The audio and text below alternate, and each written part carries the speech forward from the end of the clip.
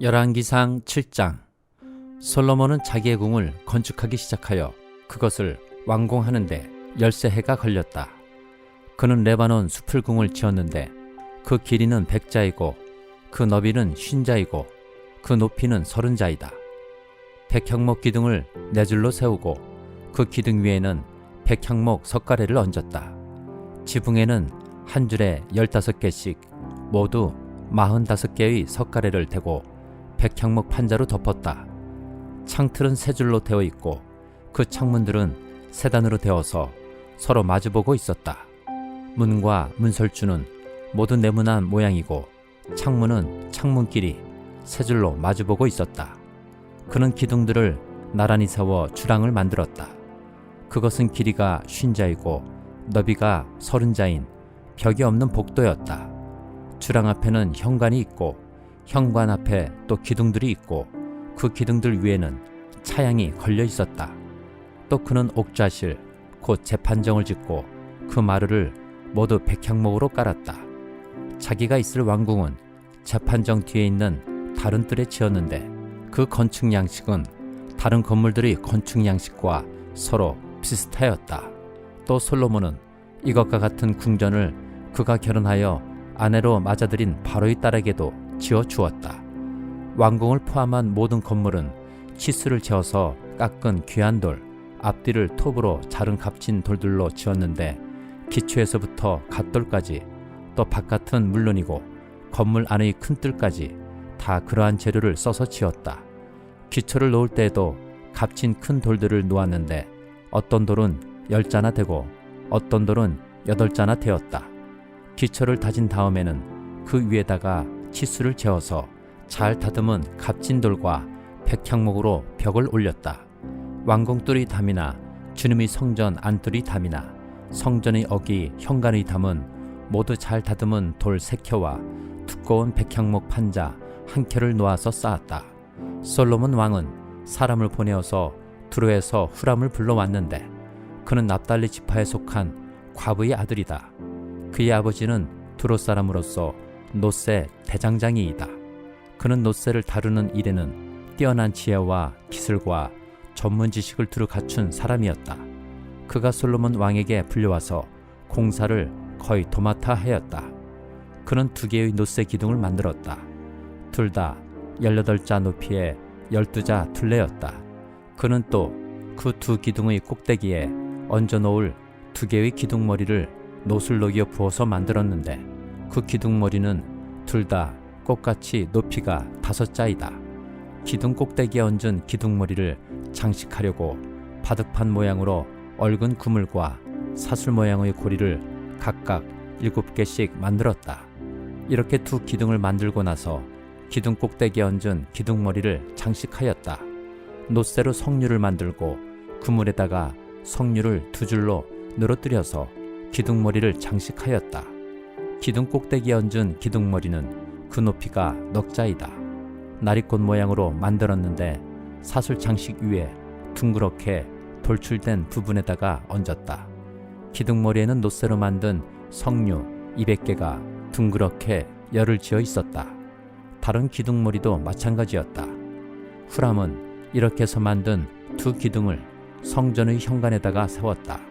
오른쪽 기둥을 세우고 그 이름을 야긴이라고 하였고 왼쪽 기둥을 세우고 그 이름을 보아스라고 하였다. 그 다음에 기둥들의 꼭대기에는 나리꽃 모양으로 만든 기둥머리를 얹었는데 이렇게 해서 후람은 기둥 세우는 일을 마쳤다. 그 다음에 후람은 놋새를 부어서 바다 모양 물통을 만들었는데 그 바다 모양 물통은 지름이 10자, 높이가 5자, 둘레가 30자이고 둥근 모양을 한 물통이었다. 그 가장자리 아래로는 돌아가면서 놋새로 만든 호리병 모양의 박이 있는데 이것들은 놋새를 부어서 바다 모양 물통을 만들 때에 2줄로 부어서 만든 것이다. 또한 12마리의 놋새 황소가 바다 모양 물통을 떠받치고 있는데 3마리는 북쪽을 바라보고 3마리는 서쪽을 바라보고 3마리는 남쪽을 바라보고 3마리는 동쪽을 바라보고 서 있었고 등으로 바다 모형을 떠받치고 있었다. 황소는 모두 엉덩이를 안쪽으로 향하고 있었다. 그 놋새로 된 바다 모양 물통의 두께는 손 너비만하였다. 그 테두리는 나리꽃 봉오리 모양으로 잔의 테두리처럼 둥글게 만들었다. 그 용량은 물을 2,000말 정도 담을 수 있는 것이었다. 그는 또 놋으로 받침대를 10개 만들었는데 받침대마다 길이가 넉자, 너비가 넉자, 높이가 석자이다. 받침대의 구조는 다음과 같다. 받침대는 판자 테두리를 가지고 있고 그 테두리는 틀 사이에 끼어 있었다. 틀 사이에 낀 판자 테두리 위에다가는 사자와 소와 그룹을 그려 넣었다. 사자와 소의 위아래로는 화환 무늬를 새겨 넣었다. 그리고 각 받침대에는 4개의 놋새 바퀴와 놋새 축과 4개의 다리를 달았다. 그 4개의 다리는 놋새 대야 아래에서 어깨 모양의 받침두리를 괴고 있었다. 이 받침두리들은 화한 무늬의 맞은 쪽에서 녹여 부어서 만든 것이었다. 그 아가리는 받침두리 안에서 위로 한자 높이로 솟아나와 있었는데 그 아가리는 지름이 한자 반으로 둥글게 받침두리와 같은 모양으로 되어 있고 그 아가리에는 돌아가면서 새긴 것이 있었다. 그러나 그 테두리 판자들은 네모지고 둥글지 않았다. 그 테두리 판자의 아래에는 4개의 바퀴를 달고 바퀴의 축은 받침대 안에다 넣었다. 바퀴 하나의 높이는 한자 반이었다. 그 바퀴의 구조는 말이 끄는 전차 바퀴의 구조와 같았다. 바퀴의 축과 테두리와 바퀴살과 그 축의 통은 모든 놋새를 녹여 부어서 만든 것이었다. 그리고 받침대의 4귀퉁이에는 어깨 모양의 받침두리가 4개 붙어 있는데 그 받침대에서 받침두리가 잇따라 나와 있었다. 받침대 꼭대기에는 반자 높이의 테두리가 둥글게 둘려 있고 또 받침대의 아래에는 바퀴축인 버팀대와 테두리 판자들이 연결되어 있었다. 바퀴축인 버팀대 판자와 테두리 판자 위 빈 곳에는 그룹과 사자와 종려나무를 활짝 핀 꽃 모양과 함께 새겼다. 그는 이러한 방식으로 받침대 10개를 만들었는데 모두가 같은 치수와 같은 양식으로 일일이 부어서 만들었다. 또 그는 놋새로 대야 10개를 만들었다. 대야마다 물을 40말씩 담을 수 있었다. 대야들의 지름은 넉자이다. 받침대 10개에는 모두 대야 하나씩을 달았다.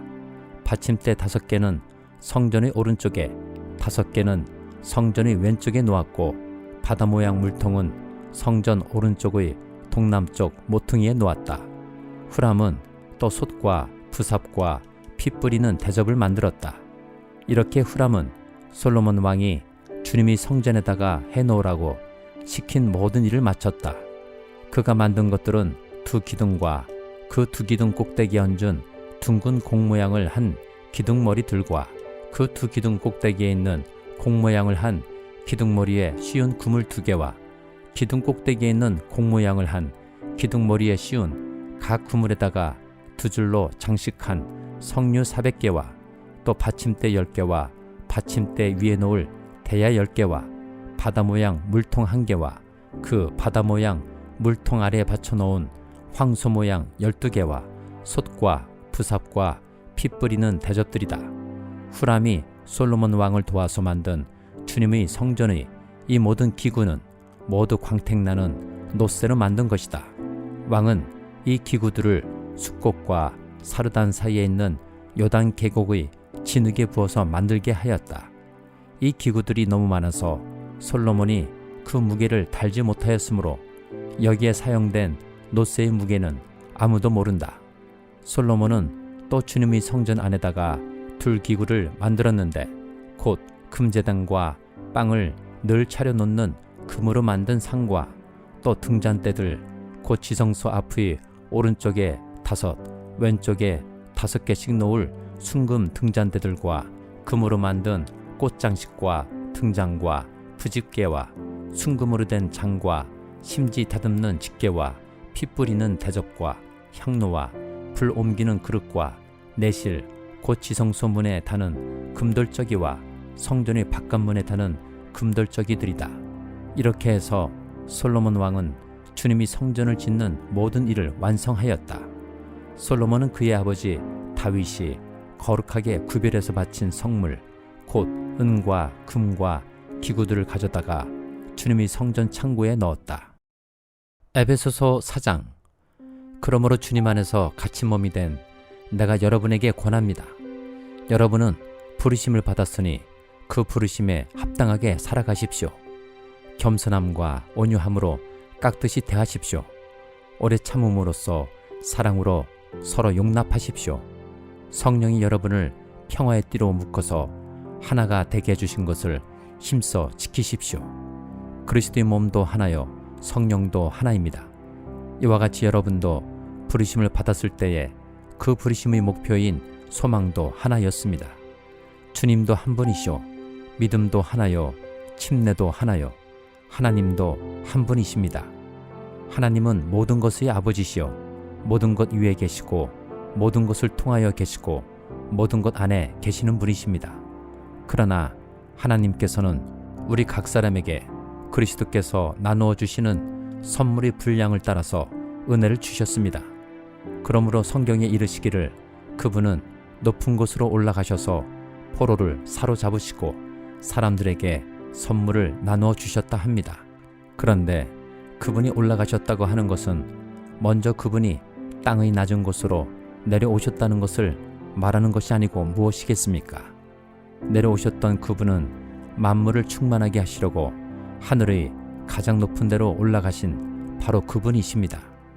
그분이 어떤 사람은 사도로, 어떤 사람은 예언자로, 어떤 사람은 복음 전도자로, 또 어떤 사람은 목사와 교사로 삼으셨습니다. 그것은 성도들을 준비시켜서 봉사일을 하게 하고 그리스도의 몸을 세우게 하려고 하는 것입니다. 그리하여 우리 모두가 하나님의 아들을 믿는 일과 아는 일에 하나가 되고 온전한 사람이 되어서 그리스도의 충만하심의 경지에까지 다다르게 됩니다. 우리는 이 이상 더 어린아이로 있어서는 안 됩니다.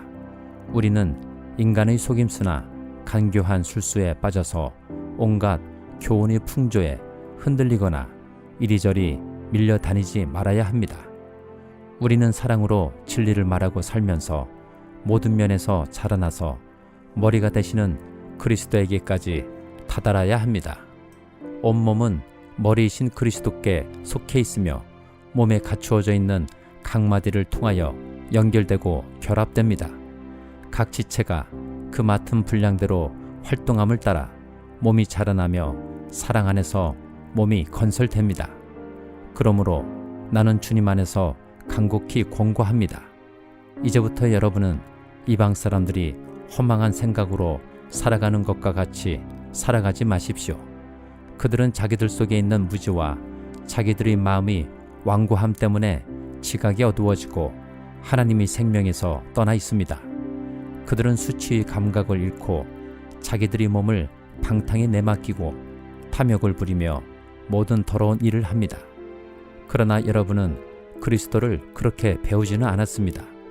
여러분이 예수 안에 있는 진리대로 그분에 관해서 듣고 또 그분 안에서 가르침을 받았으면 여러분은 지난날의 생활 방식대로 허망한 욕정을 따라 살다가 썩어 없어질 그 옛사람을 벗어버리고 마음의 영을 새롭게 하여 하나님의 형상을 따라 참 의로움과 참 거룩함으로 지으심을 받은 새 사람을 입으십시오.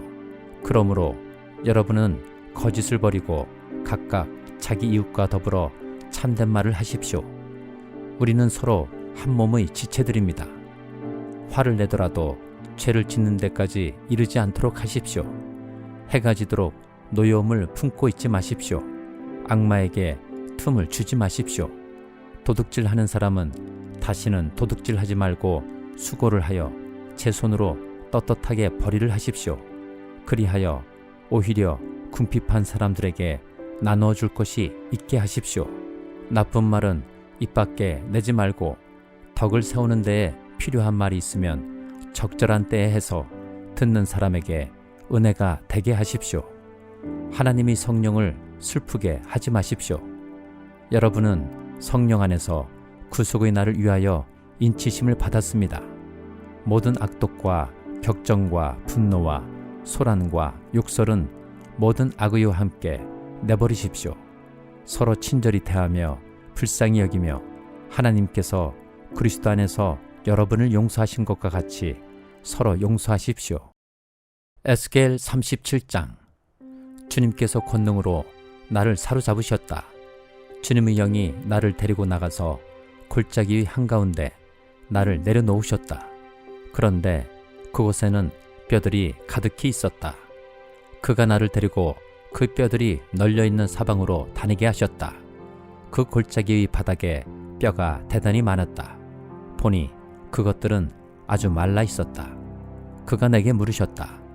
사람아, 이 뼈들이 살아날 수 있겠느냐? 내가 대답하였다. 주 하나님, 주님께서는 아십니다. 그가 내게 말씀하셨다. 너는 이 뼈들에게 대언하여라. 너는 그것들에게 전하여라. 너희 마른 뼈들아, 너희는 나 주의 말을 들어라. 나 주 하나님이 이 뼈들에게 말한다. 내가 너희 속에 생기를 불어넣어 너희가 다시 살아나게 하겠다. 내가 너희에게 힘줄이 뻗치게 하고 또 너희에게 살을 입히고 또 너희를 살갗으로 덮고 너희 속에 생기를 불어넣어 너희가 다시 살아나게 하겠다. 그때야 비로소 너희는 내가 주인 줄 알게 될 것이다. 그래서 나는 명을 받은 대로 대언하였다. 내가 대언을 할 때에 무슨 소리가 났다. 보니 그것은 뼈들이 서로 이어지는 요란한 소리였다. 내가 바라보고 있으니 그 뼈들 위에 힘줄이 뻗치고 살이 오르고 살 위로 살같이 덮였다. 그러나 그들 속에 생기가 없었다. 그때에 그가 내게 말씀하셨다. 사람아, 너는 생기에게 대언하여라. 생기에게 대언하여 이렇게 일러라. 나 주 하나님이 너에게 말한다. 너 생기야, 사방에서부터 불어와서 이 살해당한 사람들에게 불어서 그들이 살아나게 하여라. 그래서 내가 명을 받은 대로 대언하였더니 생기가 그들 속으로 들어갔고 그래서 그들이 곧 살아나 제발로 일어나서 서는데 엄청나게 큰 군대였다. 그때 그가 내게 말씀하셨다. 사람아, 이 뼈들이 바로 이스라엘 온 족속이다. 그들이 말하기를 우리의 뼈가 말랐고 우리의 희망도 사라졌으니 우리는 망했다 한다. 그러므로 너는 대언하여 그들에게 전하여라. 나 주 하나님이 말한다. 내 백성아, 내가 너희 무덤을 열고 무덤 속에서 너희를 이끌어내고 너희를 이스라엘 땅으로 들어가게 하겠다. 내 백성아, 내가 너희의 무덤을 열고 그 무덤 속에서 너희를 이끌어낼 그때야 비로소 너희는 내가 주인 줄 알 것이다. 내가 내 영을 너희 속에 두어서 너희가 살 수 있게 하고 너희를 너희의 땅에 데려다가 놓겠으니 그때야 비로소 너희는 나 주가 말하고 그대로 이런 줄을 알 것이다. 나 주의 말이다. 주님께서 내게 말씀하셨다. 너 사람아, 너는 막대기 하나를 가져다가 그 위에 유다 및 그와 연합한 이스라엘 자손이라고 써라. 막대기를 또 하나 가져다가 그 위에 에브라임의 막대기 곧 요셉 및 그와 연합한 이스라엘 온 족속이라고 써라. 그리고 두 막대기가 하나가 되게 그 막대기를 서로 연결시켜라. 그것들이 내 손에서 하나가 될 것이다. 내 민족이 내게 묻기를 이것이 무슨 뜻인지 우리에게 일러주지 않겠느냐 하면 너는 그들에게 말해 주어라. 나 주 하나님이 말한다. 내가 에브라임의 손 안에 있는 요셉과 그와 연합한 이스라엘 지파의 막대기를 가져다 놓고 그 위에 유다의 막대기를 연결시켜서 그 둘을 한 막대기로 만들겠다. 그들이 내 손에서 하나가 될 것이다 하셨다고 하여라. 또 너는 글쓴 두 막대기를 그들이 보는 앞에서 내 손에 들고 그들에게 말해 주어라. 나 주 하나님이 말한다. 이스라엘 백성이 들어가 살고 있는 그 여러 민족 속에서 내가 그들을 데리고 나오며 사방에서 그들을 모아다가 그들의 땅으로 데리고 들어가겠다. 그들의 땅 이스라엘의 산 위에서 내가 그들을 한 백성으로 만들고 한 임금이 그들을 다스리게 하며 그들이 다시는 두 민족이 되지 않고 두 나라로 갈라지지 않을 것이다. 그들이 다시는 우상과 역겨운 것과 온갖 범죄로 자기들을 더럽히지 않을 것이다. 그들이 범죄한 그 모든 곳에서 내가 그들을 구해내어 깨끗이 씻어주면 그들은 내 백성이 되고 나는 그들의 하나님이 될 것이다. 내 종 다윗이 그들을 다스리는 왕이 되어 그들 모두를 거느리는 한 목자가 될 것이다. 그들은 내 규례를 지키며 살고 내 율례를 지켜 실천할 것이다. 그때에는 내가 내 종 야곱에게 준 땅, 곧 그들의 조상이 살던 땅에서 그들이 살게 될 것이다. 그 땅에서 그들과 그 자자손손이 영원히 거기에서 살 것이며 내 종 다윗이 그들의 영원한 왕이 될 것이다. 내가 그들과 평화의 언약을 세워서 영원한 언약을 삼을 것이다. 내가 그들을 튼튼히 세우며 번성하게 하며 내 성소를 그들 한가운데 세워서 영원히 이어지게 하겠다. 내가 살 집이 그들 가운데 있을 것이며 나는 그들이 하나님이 되고 그들은 내 백성이 될 것이다. 내 성소가 영원히 그들 한가운데 있을 그때야 비로소 세계 만민이 내가 이스라엘을 거룩하게 하는 주인 줄 알 것이다. 시편 87장. 그 터전이 거룩한 산 위에 있구나. 주님은 시온의 문들을 야곱의 어느 초소보다 더욱 사랑하신다. 너 하나님의 토성아, 너를 가리켜 영광스럽다고 말한다. 내가 라합과 바빌로니아를 나를 아는 나라로 기록하겠다. 블레셋과 두로와 에티오피아도 시온에서 태어났다고 하겠다. 시온을 두고 말하기를 가장 높으신 분께서 친히 시온을 세우실 것이니 이 사람 저 사람이 거기에서 났다고 할 것이다. 주님께서 민족들을 등록하실 때에 그 수를 세시며 이 사람이 거기에서 났다고 기록하실 것이다. 노래하는 이들과 춤을 추는 이들도 말한다. 나의 모든 군원이 내 안에 있다. 시편 88장. 주님, 나를 구원하신 하나님, 낮이나 밤이나 내가 주님 앞에 부르짖습니다. 내 기도가 주님께 이르게 하시고 내 울부짖음에 귀를 기울여 주십시오. 아, 나는 고난에 휩싸이고 내 목숨은 수월의 문턱에 다다랐습니다. 나는 무덤으로 내려가는 사람과 다름이 없으며 기력을 다 잃은 사람과 같이 되었습니다.